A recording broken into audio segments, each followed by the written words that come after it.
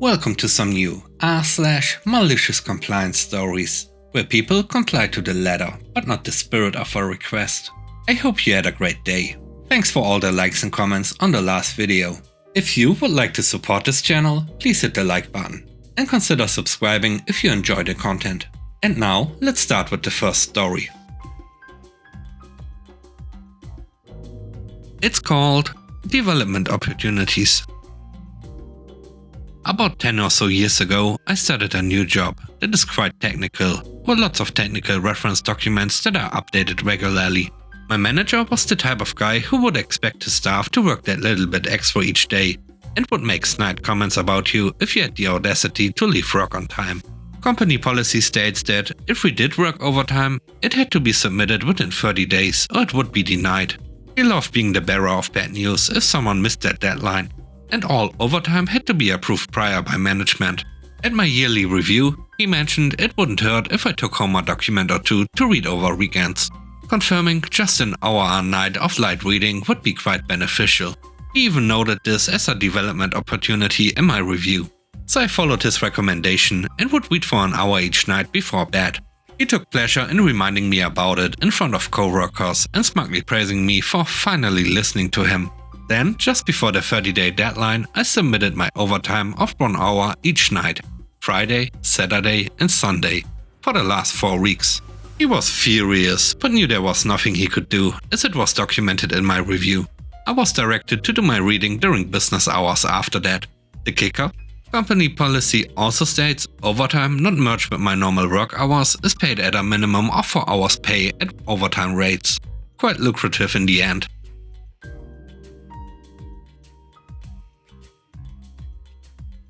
The next story is called Anti-Meridium.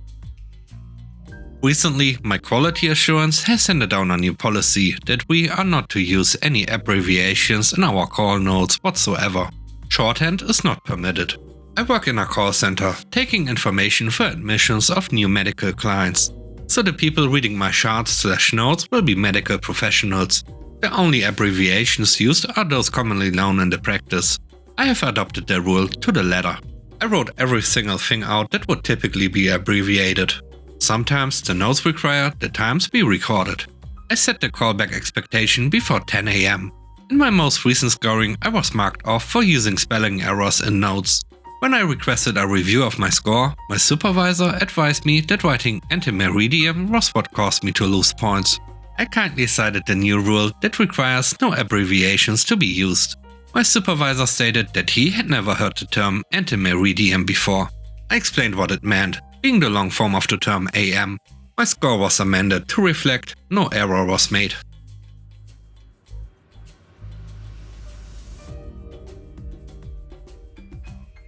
The third story is called Retighten It. My boyfriend and I have been living together in our first own apartment since September. I started living there in July because my apprenticeship ended earlier than his. Because of that, I already knew the quirks of the apartment before he moved in.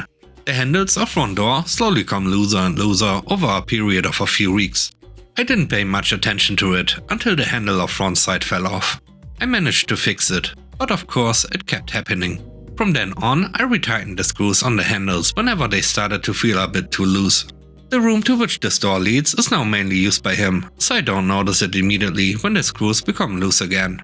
When I do notice, I tell him he needs to retighten them or the handles will fall off.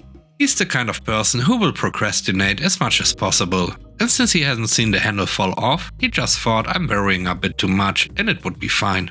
Until a few days ago. The handles were once again very close to falling off. I told him so and said he needs to retighten them. He said that it will be fine, he will just be careful when using the door. Usually I'd get my trusty nail file and do it myself, but this time I was too annoyed. Well, less than an hour later, I had something fall to the floor. Surprise! It was the handle and I had to open the door from the other side so he could get out. I showed him how to fix it and told him again that he needs to retighten the screws regularly or he won't get out.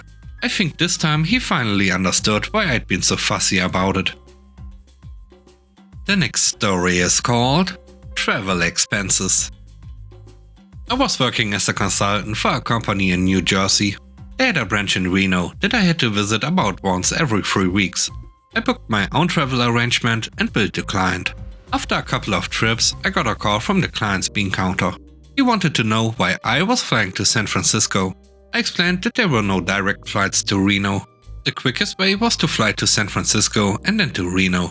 He had found a route: Newark, Chicago, Reno, that was almost $100 cheaper. I said I had looked into that, but there was a layover in Chicago which made the travel time a lot longer.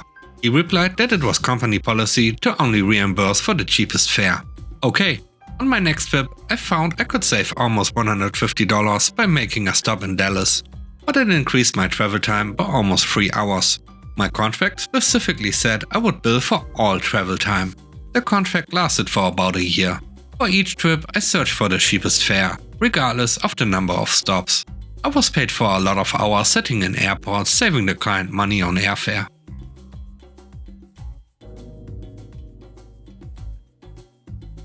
The last story is called Till 7. I work at a grocery store in the deli department, where we also make fried chicken and wings.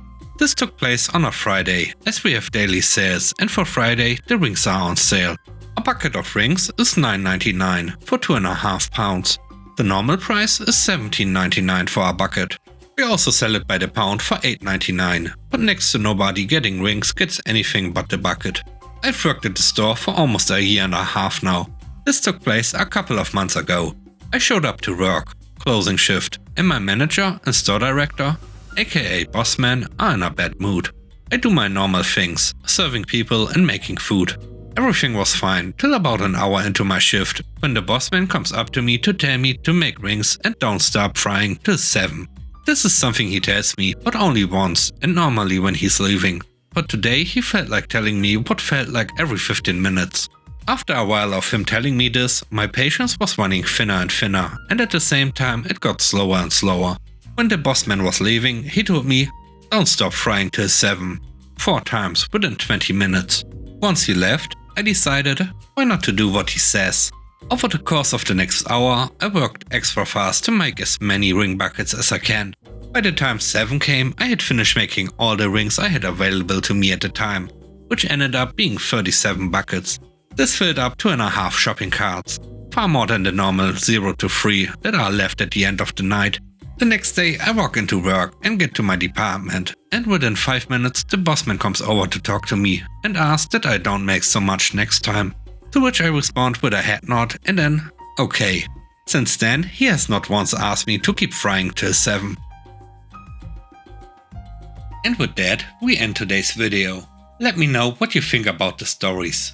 On a scale of 1 to 10, how would you rate the stories and today's video? I hope you enjoyed the video. If you like what I do and want to support me, please subscribe and hit the like button.